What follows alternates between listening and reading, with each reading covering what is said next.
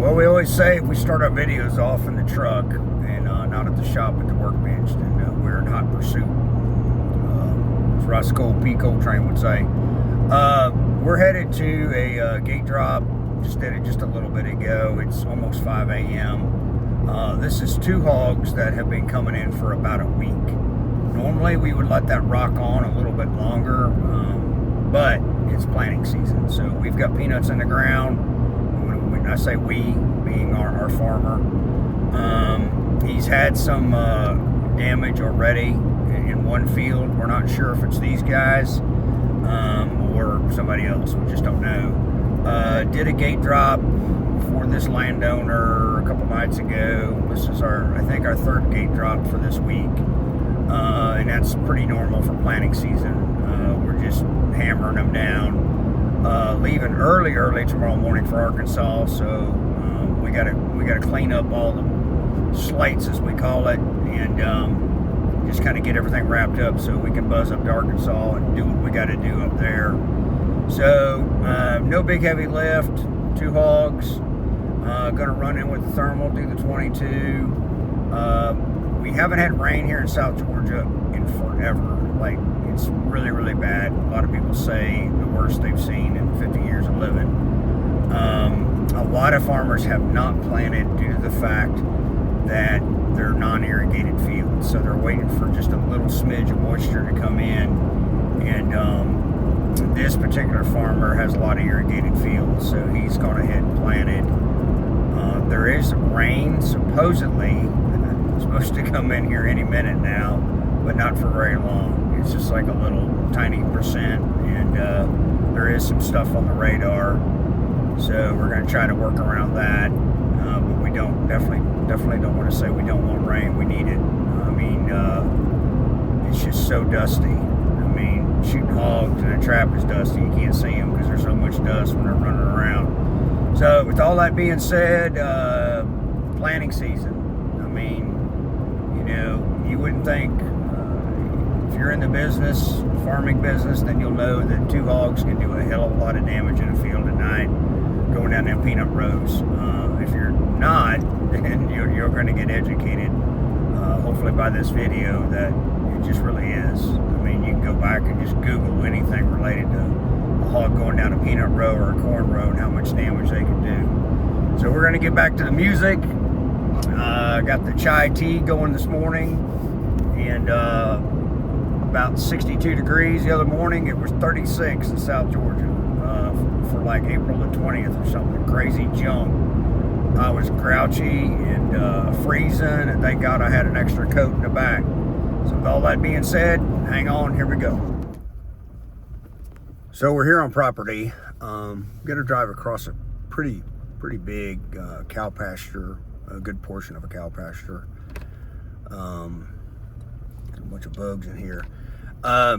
Anyway, and the trap is kind of plugged in between this cow pasture and a 200-acre irrigated pivot, and that's where our peanuts is going to be in a couple weeks. But back this way in another field, we've got peanuts, and that's where our farmers had some crop damage there. Don't know how many hogs. Now, a lot of times with some of these farmers, the way it works for us is, you know, clearly it's a team effort. We know about crop rotation, meaning are they planting peanuts, they're planting corn, they're planting cotton. We have to know the rotation, and then also planting schedule, when they're going to plant. And so we stay on that. So that kind of determines how we're going to do things. You know, we've got 23 systems up in 2 states right now. So we're always looking at traps going, hey, our number's maxed out. We need to go ahead and take this next group. And then we try to prioritize from hunting properties to farming properties. So this is strictly a farmer. So one of the gate drops this week was a hunting property. And it was just time to go ahead and take them. But for us as a business, you know, the priorities come in with, you know, clearly with the planting season. A hunting property can sustain some damage, but a farmer can't take a whole lot, especially the last 2 years. If you're not aware, the last 2 years have been really hard on the American farmer, really bad. And, you know, currently diesel prices are brutal. Fertilizer's crazy, and so, you know, what else are they going to do if they've done it their whole life? And it's like, okay, well, I'm going to retire at 65 and get out of farming, and now what am I going to do? Because it's all they know. So it's kind of sad. So we're not going to study that too much today. Got a couple significant ditches that you have to drive through in this field. So you kind of got to have your wits about you, so you don't get yourself into a little bit of a mess. A lot of cattle in this field, and so you got to kind of keep your eyes peeled for the little calves, because a lot of times they'll just kind of lay there like, you know, whatever. My fancy camera mount is getting all jacked up. So anyway, besides that, the rain is coming. It's saying it'll be here about 6. We're pushing at 5:20 right now, so we're gonna have to really, don't mind getting wet. That's not the part. It's just, it's gonna be a little bit easier running the thermal and taking our time if we're not getting poured on. And here comes our first big significant ditch. So with all that being said, we're gonna get both hands on the wheel, keep looking out for little calves, and go ahead and ease up here, kill the lights. We'll probably have about a quarter-mile walk in, and so far, like I said, nothing outside the gate, and go ahead and do our business. And so there is an electric fence that we have to cross over. This is our second gate drop, I think, this year on this trap. I think the first one was like 26. The second one was 22. This is a high hog producing property. High hog producing property, as we call it. And I did get hung up in the electric fence last time I went. Took a shock. My boot got hooked up in it. It was kind of a mess there for a little bit. Anyway, so with all that being said, y'all hang on. So it's a creepy red light in the face thing. So we're out here at the pasture. We've already got the thermal out and starting to scan. It's a little pocket of woods. I don't know, maybe like 5 acres between this and that 200-acre irrigated pivot.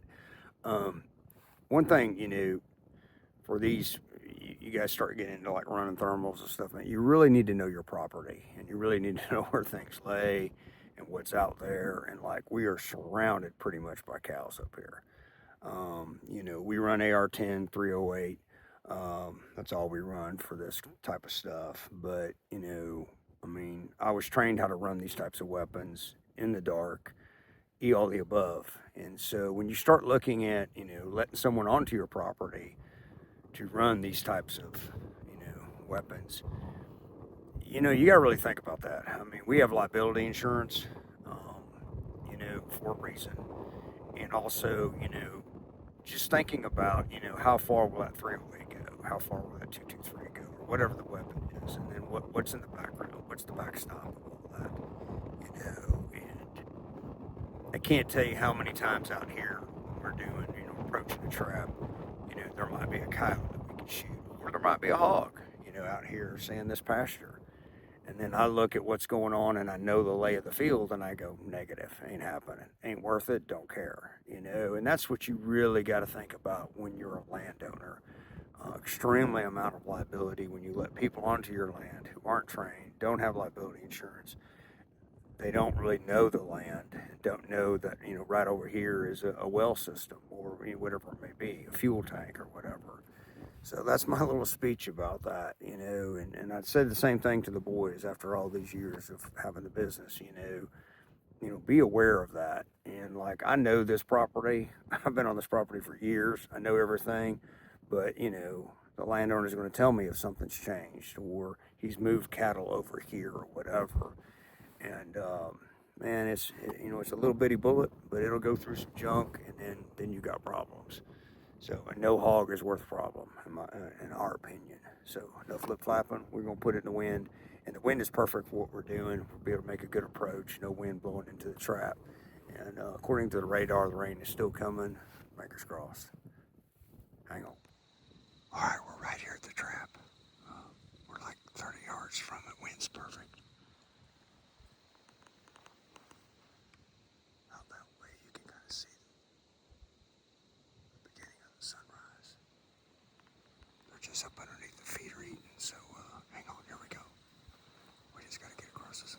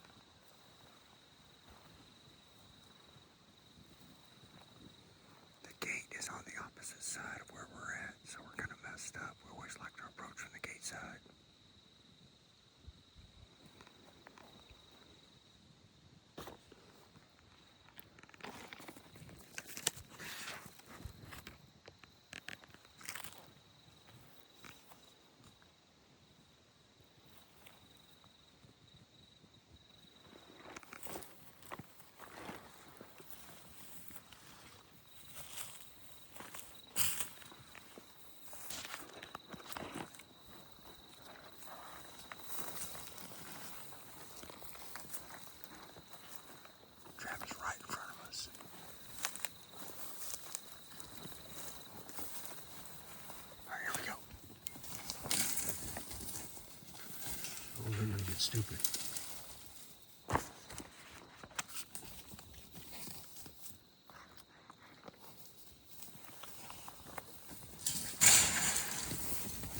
God dang it. Easy, now I gotta walk through here. All right, come around to the gate side. We can smell the boar. All right, there they are. Hey, fellas. Y'all been eating some peanuts? That's good, nice and calm. That's what we need. So go be careful, because right out there is our pivot. Got cows. Cows are actually out in it. Peanuts haven't been planted yet. 3-leg on-time feeder. It's a mine texting camera. Ice camera back here in the background. And it's what I call the 2nd generation Jaeger Pro gate. And so anyway, got to take some good accurate shots here. You can kind of see in the background over there. That's where our electric fence is at. Here they are. Hi, little guys. How you doing? So anyway, that's pretty much it. It's been a good trap for us. New location here on the property. It used to be about 1,000 yards back that direction, but due to some cows and fencing, we had to move it. So high hog producing property. I'm sorry, but this guy always produces a lot of hogs, this farmer, and always big hogs too. I mean, just crazy. So anyway, we're gonna go ahead and put them down, and you'll see how we got some trees and brush in here. But really good trap, works out really well for us. And that's what I'm kind of looking for right there. Again, you've got to be very aware of any shots, even though it's 22 subsonic. You know, we've got cattle all up in there. We've got cattle back that way. This is basically this 5-acre crap. Thorns. I can't see the thorns right now, but there's like these massive thorns in here that I've learned that even hogs won't walk through them. I don't know, I had to cut some of them down when I put this ice camera up, but they're huge. Here they are. Hey, cut it out. I mean, just nasty, nasty thorns. That's all thorns. So clearly tires are not your friend there. All right, hold on. So we trap roughly 1,000 to 1,500 hogs a year, which means we shoot 1,000 to 1,500 hogs a year, and it never ceases to amaze me how some of them, the other morning, you know, it was 3 shots, 3 hogs, boom. These guys here, hard. I mean, went down hard, and you know, they were pretty calm. You could see, you know, just when we approached the trap, they were calm. You know, I know when they're cranked up and you're getting into daylight, close to daylight, they'll get pretty hard to put down, but it just, and I don't know, I don't understand it. So anyway, 2 nice boars, good luck for this landowner here, really, really good. You know, a lot of damage. You know, they just go down a peanut row all night long. That's just what they do. And so a lot of times a farmer will see a lot of crop damage if they're not really experienced with hogs, and they'll be like, you know, must be 100 of them, and it's usually a couple hogs. I'm not saying that's the situation here. The damage was over there, but could be, you know, you don't know. So anyway, I'm gonna buzz you around, show you what we got. So like I said, 3-leg on-time feeder. Really like the design of this trap. We actually changed it, I think, twice since its original design. It's more of an oval design, which is what we like. We really don't like a round trap. You'll see we're running the big pole there, Jaeger Pro mine camera, ammo can. It's old location, a lot of squirrel issues. That owl does nothing to stop squirrels from being squirrels, but it just, you know, I guess now it just looks kind of cool. You'll see there how we have our electric fence, and then kind of there in the background, you see my sticks and thermal. And you know, it's kind of offset. You always want your camera where you can see that gate, you know, so if your feeder's like right in the center of the trap, I've never understood that thought process. Now this wall here, I really don't like. It's a little too flat. But we've got some logistical issues here, so it's okay. It's not desirable for us. We like a little bit, like a little bend like that, you see, but that wall's a little flat. But we've done it enough that we're okay with it. And then everything else is pretty good. Really nice boar here, stout. Always amazing, you know, how, I mean, they're built. Start of some good cutters. He went down really hard. Both of them actually did. That one over there was actually down, not moving, not doing anything. I circled the trap, got up there. He got back up on his feet, started going at it again. It just kind of blows your mind. But yeah, so another boar. And yeah, so there you go. So we're gonna walk back to the Tacoma and get it back over here. We've got a really big ditch that we've got to work around to get back here, and then unload the Recon. And with the Recon, we're gonna lift this electric fence up and then just buzz in here, hook to them and pull them out. And then we are gonna we're not opposed. I see a lot of guys that will just wanna get rid of, you know, brush in a trap and all that. The only issue right now we have is the weeds out here are a little tall. So we're gonna do a little weed control today, but we like to be able to see, using the ice camera, look in. So this here has gotten to be a little tall. But as far as like trees, you see how we got trees in here? We like trees in a trap. Stuff like that is perfect for the hogs. Because when you drop your gate, they're gonna be up underneath the feeder. They're typically not gonna be over there jacking around. All of this stuff also slows them down. When you approach the trap, when the gate drops, it slows them down from just smashing into stuff so much. And though we see people seem to like that, we don't promote it, we don't post it. It's more about just taking these little environmental impactors, is what we like to call them now, and remove them from the program. All right, so hang on. So there used to be an irrigation pivot in this field, and so the wheels would go across this little, I don't know what you want to call it, little high ground. It's just big enough for the Tacoma to ease across, and if not, we got to go down off in that. It's pretty rough. So we just kind of have to snake back through here.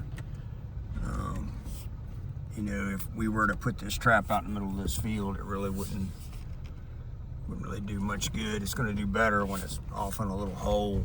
But the reason we have so many different pieces of equipment for our job is strictly because we're always trying to put these traps in remote locations. It's not about our comfort, it's about the hog's comfort. We say that all the time. But anyway, so we're about back here to the trap, and then we'll offload the Recon and pull them out. And then we have a winch on this particular trailer. I think all of our trailers except for one that have a winch on it. And we just winch them right up on it. Makes it really easy, no dragging. No point in getting hurt dragging a hog. So now we're working our way back over here to where the trap is actually at. And out there, straight ahead, is 200-acre pivot, and then with the headlights over there, that's where the trap is at. You can kind of start to see it. So let me get spun around and get to work.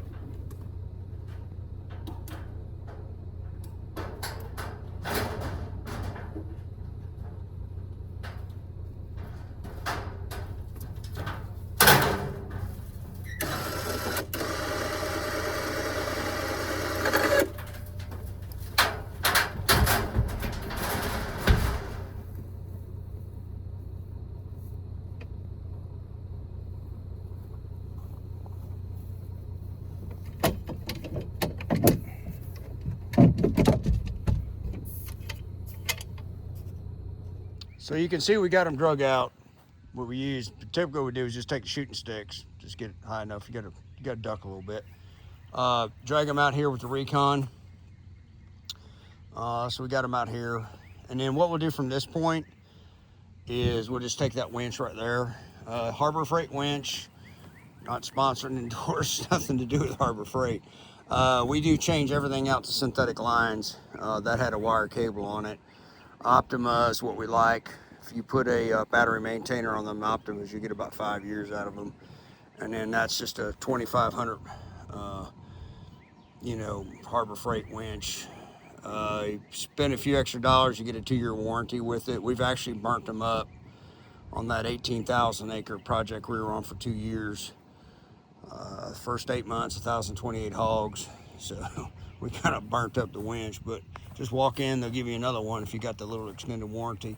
So there you go. 2 nice boars, good lick right there. This is a new rope we just tried out a couple nights ago, and we've come up with, I can't tell you how many different dragging systems. This four-wheeler here, the little Recon, it's got a Warren, and then we swapped it out for a synthetic line. We like synthetic. It's just a lot safer, a lot lighter. And but this little rope right here is pretty cool. We think it's going to be the trick for us. 1/2 inch. It's a 20-foot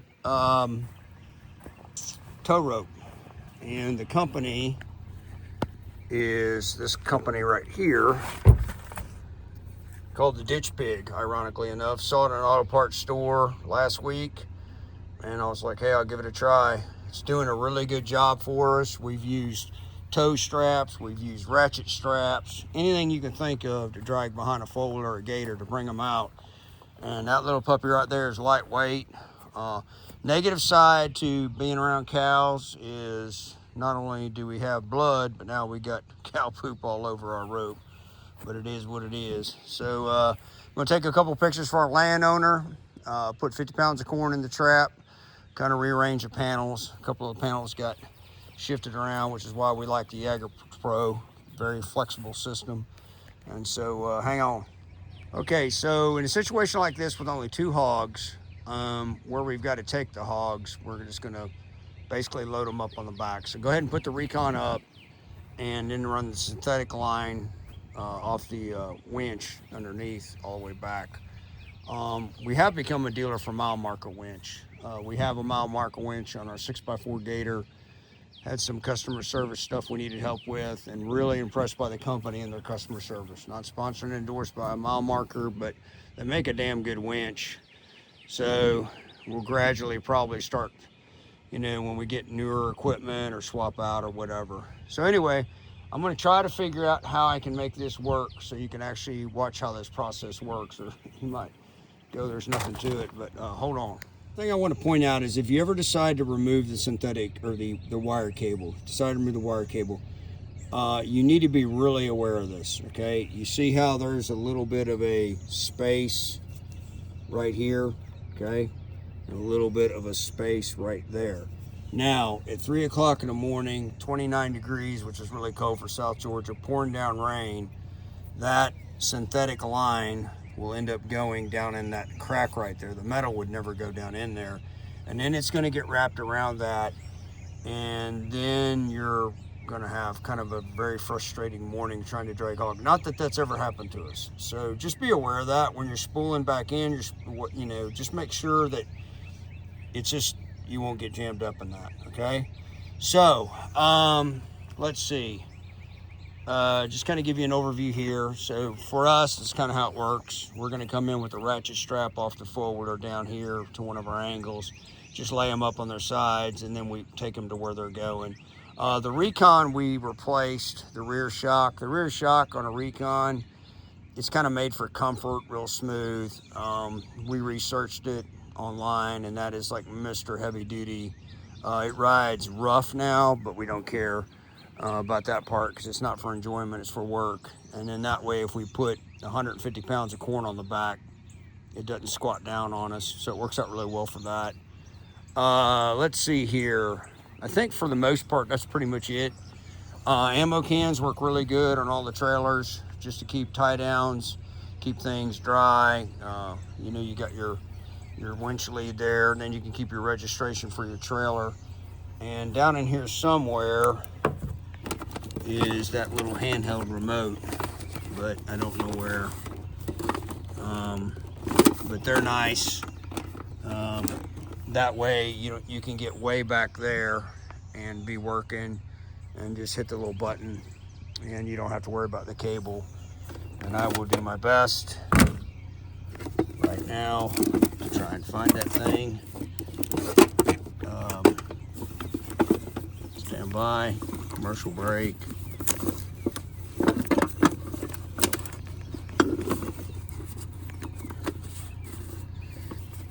We also use a lot of these. Snatch block works really well. We'll use it on trees to move things around, especially really big hogs that you just honestly do not want to touch. So I'm going to tear the inside of this box completely apart, and there it is. Sorry.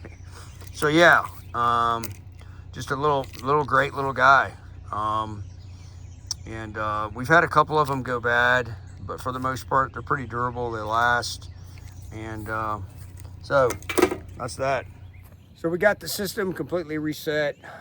It's due for maintenance in about a week and a half. So in a situation like this, we'll go ahead and swap the gate battery out. Why? If we have hogs come in, we really don't want humans sitting here.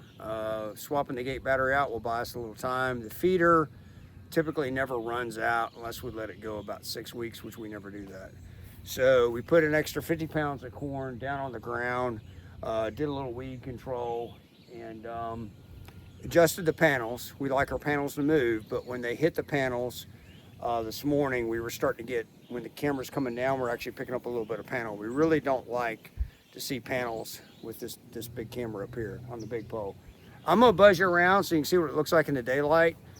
Big cow pasture here. This is actually not our landowners, but we have permission to be here. So when you're on other people's property, you gotta treat it like it's your own, and put the electric fence up like you found it. And then this is actually somebody else's property, which we have permission to be there. And our landowner is actually in that 200-acre field over there. So it's really cool when you can get farmers to kind of work together. It would be really nice if some farmers would help the other farmer financially with what it costs for us to do what we do. But hey, we're just glad that we can get into this little spot here and work it. This is what we would call cattle hogs. These hogs here are used to a lot of fencing. There's a lot of fencing here because there's a lot of cattle. So they're used to having to work around woven wire, electric fence, and a lot of theories on electric fencing. It will slow a hog down, but once they figure out if they can hit it and get through it and take the shock, they're gonna bust through it, even if you crank it up really, really hot. So we do see some advantages to cattle hogs versus like swamp hogs or just field hogs, woods hogs. We got all kinds of different terms that we use, because cattle hogs are used to working around fencing, and so we think they're a little bit more inclined to go, that looks a little odd, but I have to work around fencing my whole life, especially if they stay in this general area. This part of the county up here is a lot of cattle for whatever reason. So let me buzz you around. It gives you a little bit better view of the trap. Normally, if it's normal in South Georgia, there's a big pocket of water in here. There isn't. It's dry as a bone.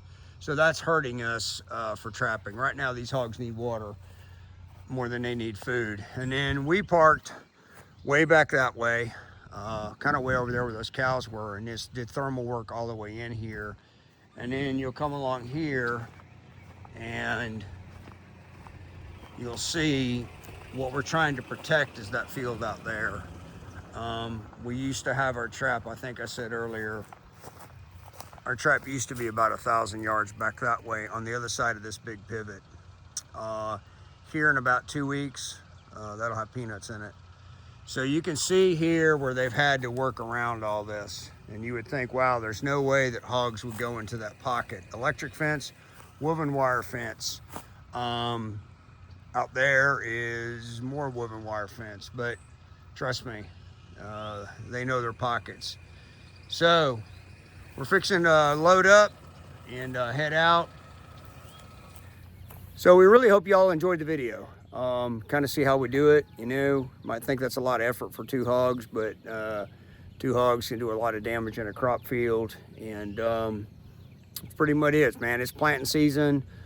We work all year to get ready for planting season, and then once planting season's over, we can kind of take a breather for about 2 days, and then it's right back to it. You know, proactive hog control. We preach it all the time. We're one of the few companies in the United States that does proactive hog control. Everything's reactive. I've got hog, bring a trap in. It's too late. You know, these traps sit ready and waiting. Maintenance, maintenance, maintenance. 60 cameras that we have right now in the field.